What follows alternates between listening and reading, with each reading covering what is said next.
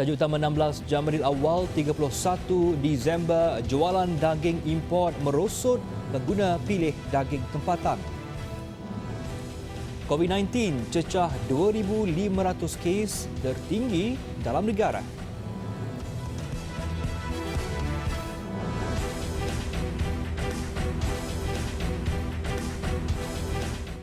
Bismillahirrahmanirrahim. Assalamualaikum warahmatullahi wabarakatuh. Berita Al-Hijrah malam ini bersama saya Adi Akmal Syahrom. Isu penipuan logo halal pada daging import yang dibongkar pada awal bulan ini bukan sahaja menimbulkan kerisauan kepada pengguna, malah peniaga juga turut terkena tempiasnya. Hasil jualan tidak serancak dahulu meskipun mereka mengambil daging import dari pembekal yang sah status halalnya. Keluhan itu disuarakan kepada wartawan Hanisa Hasanuddin ketika membuat tinjauan di Pasar Caukit di Ibu Negara pagi tadi. Bagi seorang peniaga daging import Usop Husin, prestasi jualannya merosot walaupun telah sedaya upaya meyakinkan pelanggannya bahawa daging yang dijualnya halal. Memang time ni sekarang ni agak slow sikit lah. Bukan macam biasa. Kalau macam biasa okeylah sikit. Sekarang agak slow lah. Pasal orang nak beli, was-was kita ditanya dia selalu kan. Daging ni halal ke tak halal? Cakap kita halal lah. Benda ni ada cok halal. Pasal kita beli. Jika sebelum ini daging import menjadi pilihan kerana harganya yang lebih murah, namun rata-rata pelanggan yang ditemui lebih yakin untuk membeli daging tempatan susulan pembongkaran kartel daging. Tapi baru ni bila dapat tahu dari berita katakan ada yang daging seri beku yang ada masuk problem sikit kan. Jadi kita kena hati-hati sikit lah. Jadi kita kena cari yang betul yang sahih yang ni halal baru kita beli. Serius lah takut. Sebab yelah sekarang ni dengan orang kata penyakit lagi kan. Status halal lagi, kita sebagai orang Islam pula kena titik berat benda tu. Salah makannya akan berpunca kita punya hati kita jadi kotor lah. Situasi itu selari dengan reaksi seorang penjual daging tempatan yang mengakui hasil jualan dagingnya meningkat. Kadang-kadang ada beli sekilo, lebihkan jadi 2 kilo. Orang yang sama juga. Peningkatannya. Lagi satu yang nampak ketaranya kedai makan. Kedai makan kebanyakan dah ada cari daging tempatan. Sebab daging import di kedai makan orang kurang makan sekarang ni. Orang dah takut. Dalam isu kartel daging sekarang ini, rasanya lebih elok jika pengguna membuat pilihan terbaik dengan membeli daging daripada pembekal daging tempatan. Bukan sahaja diyakini halal, tetapi kita juga dapat membantu peniaga dan juga pembekal daging tempatan. Namun, sebagai pengguna, tepuk dada, tanya selera.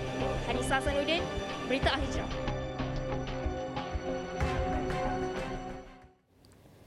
Menteri di Jabatan Perdana Menteri Undang-Undang Datuk Taqiyuddin Hassan dalam pada itu menegaskan siasatan isu kartel daging import ini akan dibuat sehingga ke akar umbi dengan melibatkan agensi penguasaan berkaitan termasuk Suruhanjaya Pencegahan Rasuah Malaysia SPRM. Hasil siasatan itu masih dalam siasatan dan antara kementerian yang terlibat adalah KPDN HP dan juga bila melibatkan soal pensijilan halal ini sudah tentulah JAKIM sendiri. Jadi setakat ini kerajaan belum lagi dilaporkan mengenai hasil siasatan itu.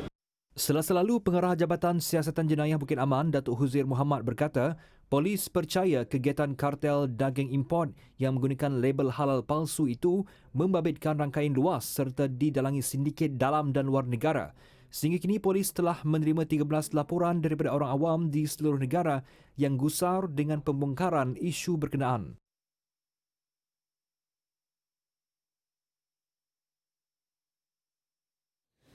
Sementara itu, Menteri Jabatan Perdana Menteri Hal Ehwal Agama Datuk Dr. Zulkifli Muhammad Al-Bakri meminta masyarakat tidak salah anggap dan mengatakan pihaknya lepas tangan dalam menangani isu kartel daging import. Mengulas mengenai kenyataan yang dikeluarkan semalam iaitu umat Islam mempunyai hak untuk membuat pilihan sama ada terus memakan daging import atau sebaliknya bergantung kepada keyakinan masing-masing. Beliau berkata, kenyataan itu bagi menjawab soalan wartawan berhubung pandangan Timbalan Mufti Perak, Datuk Zamri Hashim yang menyarankan untuk mengelak makan daging import. Katanya beliau amat menghormati pandangan Datuk Zamri kerana itu juga antara pilihan yang tersedia untuk umat Islam. Pada masa sama, katanya, beliau perlu mengingatkan terdapat banyak pembekal daging import dalam kalangan Bumiputera Muslim yang juga pemegang sijil pengesahan halal Malaysia yang sah. Justru beliau berharap kenyataan tersebut tidak disalah anggap kerana ia berkaitan dengan isu yang amat penting bagi umat Islam. Sementara itu, Ketua Aktivis PPIM Datuk Nazim Johan berkata pihaknya akan menubuhkan pasukan khas bagi membantu menyalurkan maklumat berhubung kegiatan penyelundupan oleh kartel daging. Menerusi penubuhan itu, pihaknya menyasarkan siasatan maklumat terbabit supaya dijalankan hingga ke peringkat akar umbi. Jadi kita dah pakat-pakat wujudkan task force sedikit yang mana boleh. Pasal kita apa upaya kita? Nak bayar gaji orang 2-3 ribu pun dah pening kepala nanti sekarang.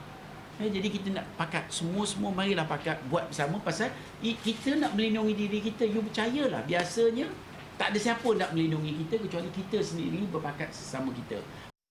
Tambahnya lagi, bagi menjayakan penubuhan pasukan petugas khas itu, beliau turut mengalu-alukan penyertaan badan bukan kerajaan NGO lain untuk bersama-sama membantras kegiatan tersebut. Malah jika terbukti berlaku rasuah dalam kalangan pegawai kanan, kerajaan akan diminta untuk merombak struktur agensi berkenaan. Dalam sidang media sama, aktivis PPIM Abdul Karim Said berkata isu ini tidak harus diletakkan kesalahan kepada JAKIM semata-mata, namun perlu melihat kepada semua pihak yang terlibat dalam penyelundupan daging import berkenaan. Hari terakhir 2020 menyaksikan peningkatan kes baharu COVID-19 tertinggi pernah direkodkan iaitu 2,525 kes yang menjadikan jumlah keseluruhan kes COVID-19 kini meningkat kepada 113,010 kes. Berdasarkan peningkatan itu, kes aktif dengan kebolehjangkitan kini adalah 23,598 kes.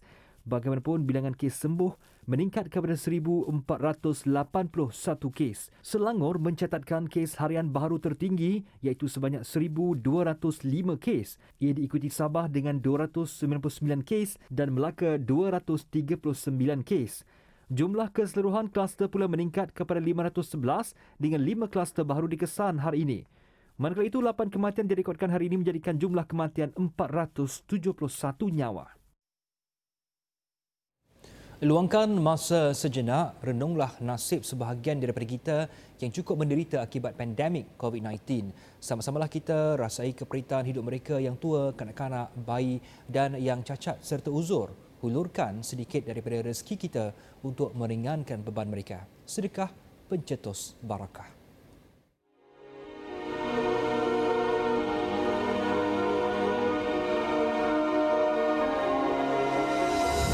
Malaysian Relief Agency MRA. Malaysian Relief Agency MRA. Sama Malaysian Relief Agency MRA. Malaysian Relief Agency MRA.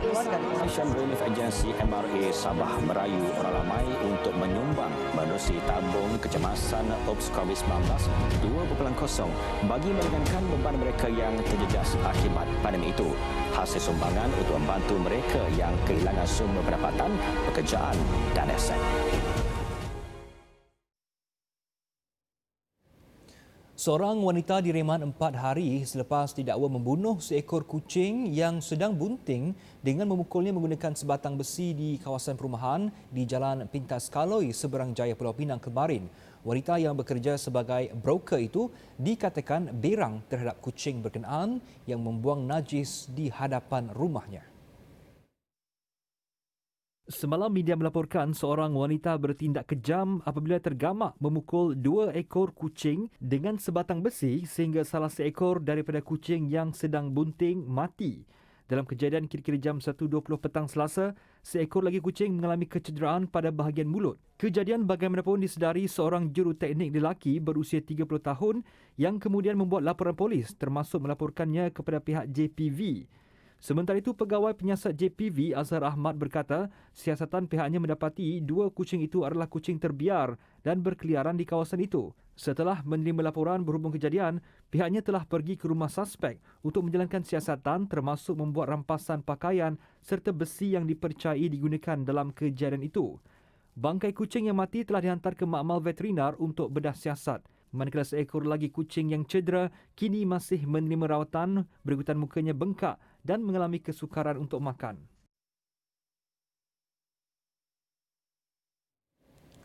Ketua geng kongsi gelap Tan Kim Boon, 36 tahun yang terlibat dengan kes pembunuhan seorang penarik kereta pada 20 Disember lalu masih bebas dan sedang diburu polis. Suspek yang dikenal pasti dari geng Five Colour itu didapati terbabit dalam kes dadah selain kegiatan menarik kenderaan di sekitar Johor. Bagi yang masih bebas, tuan-tuan, suspek yang masih bebas, nama beliau adalah Tan Kim Boon, tuan, berumur 36 tahun. Alamat terakhir adalah nombor 5 Jalan Putih, Taman Bukit Pasir, tuan. Batu Pahat, Johor, tuan. So ini gambar dia, tuan. Dalam kejadian 20 Disember lalu, seorang penarik kereta yang dikenali sebagai Ram ditemui mati di dalam longkang di kilometer 40.1 Lebuh Raya Utara Selatan berhampiran sedenak kulai. Motif pembunuhan dipercayai akibat pergaduhan antara geng kongsi gelap kerana memasuki kawasan. Susulan laporan itu, polis menahan 12 suspek pada 20 dan 24 Disember dengan 5 daripadanya sudah dituduh di Mahkamah Magistrate Kulai semalam. Pelajar tempatan di Institut Pendidikan Tinggi IPT akan kembali ke kampus secara berfasa mengikut IPT masing-masing bermula 1 Mac 2021. Menurut Menteri Pengajian Tinggi Datuk Seri Dr. Noraini Ahmad, pelajar dari zon merah pula perlu ke kampus 10 hari lebih awal untuk menjalani proses pengasingan demi memastikan mereka bebas COVID-19. Bagi IPT yang terletak di Sabah dan Sarawak, kemasukan pelajar tertakluk kepada prosedur yang diguna pakai oleh kerajaan negeri masing-masing. Majlis Keselamatan Negara MKN juga telah meluluskan Kementerian Pengajian Tinggi KPT untuk membenarkan kemasukan semua pelajar antarabangsa sedia ada dan baru di IPTA dan IPTS kecuali dari United Kingdom seawal 1 Januari 2021. Jelasnya lagi, pelajar antarabangsa juga perlu memenuhi syarat kuarantin wajib selama 10 hari sebelum masuk ke kampus. Menurut Datuk Noraini, keputusan membenarkan kemasukan pelajar ke IPT secara fizikal adalah bagi membolehkan pelajar tempatan dan antarabangsa mengikuti aktiviti pengajaran dan pembelajaran PDP secara hybrid, iaitu secara bersemuka dan dalam talian. Meskipun negara berperang dengan pandemik COVID-19, industri pelancongan masih mempunyai ruang untuk kembali rancak dengan prosedur operasi standard SOP yang ketat. Di Tasik Kenyir, Hulu Terengganu, pertandingan memancing menerusi ASEAN Monsoon Casting Tournament MCT Special Edition 2020-2021 menghidupkan kembali lokasi pelancongan itu dengan penyertaan 500 peserta dari seluruh negara. Penganjuran MCT yang memasuki tahun ke-12 itu juga salah satu inisiatif untuk merancakkan kembali ekonomi penggiat industri pelancongan yang terjejas sebelum ini. Jadi dengan penganjuran Monsoon Casting Tournament ini adalah salah satu cara untuk kita terus menggerakkan industri pelancongan di Negeri Terengganu di samping untuk memastikan pusingan ataupun kitaran ekonomi player-player ataupun penggiat industri pelancongan dapat terus berusaha, dapat terus untuk bekerja menggerakkan industri, insya-Allah. ASEAN Monsoon Casting Tournament MCT yang berlangsung selama 3 hari sehingga Sabtu ini berpotensi menarik kehadiran pelancong ke Tasik Kenyir yang merosot sejak beberapa bulan akibat COVID-19. Sempena tahun melawat Kenyir TMK 2021, pelbagai program menarik akan diadakan dan pelancarannya dijadualkan berlangsung pada Januari depan. Baik, malam ini Berita Al-Hijrah membawakan secara khas Rewind 2020 yang akan mengimbau kembali peristiwa dan juga tragedi sepanjang tahun ini bersama Arudi Herman Marzi dan juga Fazida Mustafa. Kita berehat seketika, Rewind 2020 bakal menyusul selepas ini.